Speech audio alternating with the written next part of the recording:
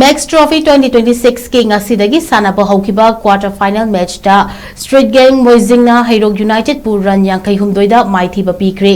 ngasi sanakiba ahanba Quarter Final Match da Heirok United na toss ngamduna ahanba fielding taunanaba khanki apiba over taramanga mayoknabada Street Gang na wicket mapan out oiraga apunba score chamaga hovu apan lauba ngamki anishuba innings da Heirok United Cricket Club na over taramanga mayoknabada wicket loinamak out oiduna upon run chamaga tarataru khak lauduna match adu run yankai humdoida maithiki match adu the Street Gang